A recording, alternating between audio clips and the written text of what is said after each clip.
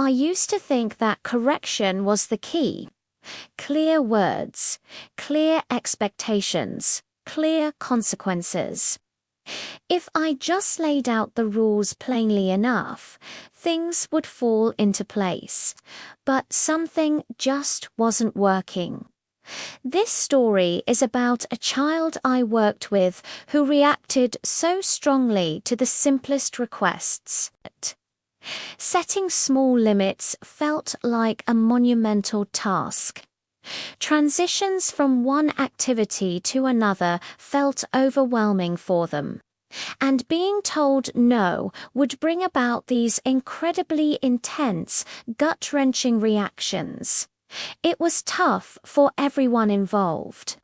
From the outside looking in, it really just looked like behavior that needed fixing. It seemed like defiance, like a child who just needed to learn to listen. So, naturally, the focus stayed on correction. We thought, if we're just firmer, clearer, more consistent, the behavior will have to change. So, the cycle continued. Instructions were repeated over and over.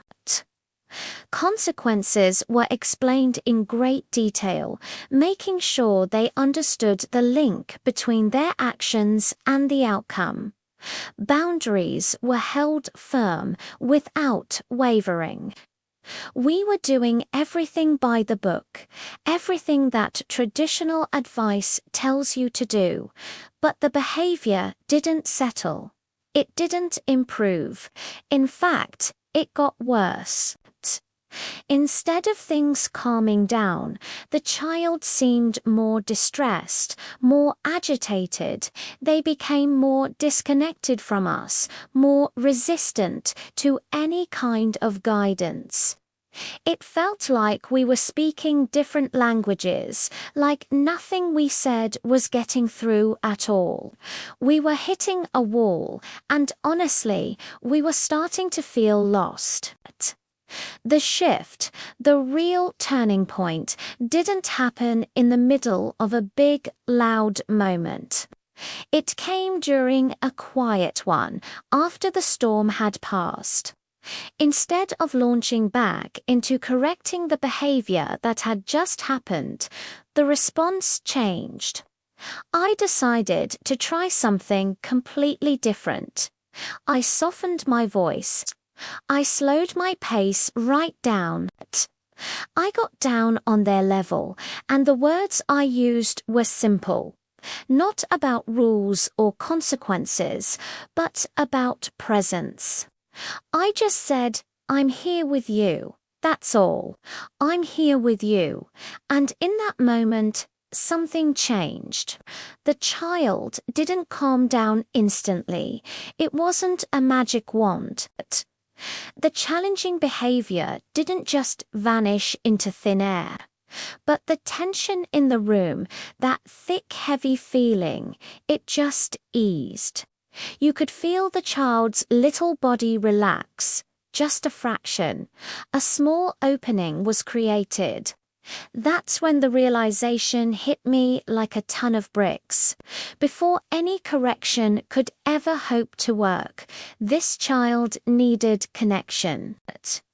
They needed to feel safe and understood before they could ever begin to process my words or my rules. Connection isn't about giving in or letting go of boundaries. It's not permissive parenting. It's about helping a child feel seen, truly seen for the struggling little person they are.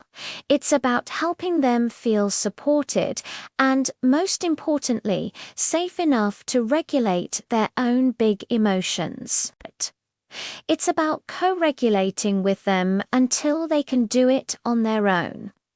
When children feel that deep sense of connection, when they know you're on their team, they are so much more able to hear your guidance. Their defensive walls come down. Their brain shifts out of that fight or flight mode and into a more receptive learning state. They can actually hear you over time. With this new approach, the behavior did soften.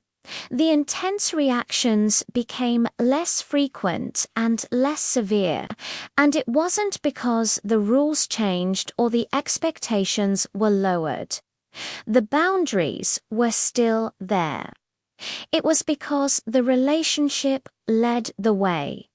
We built a foundation of trust first. So, the big lesson here is that sometimes correction has to come later.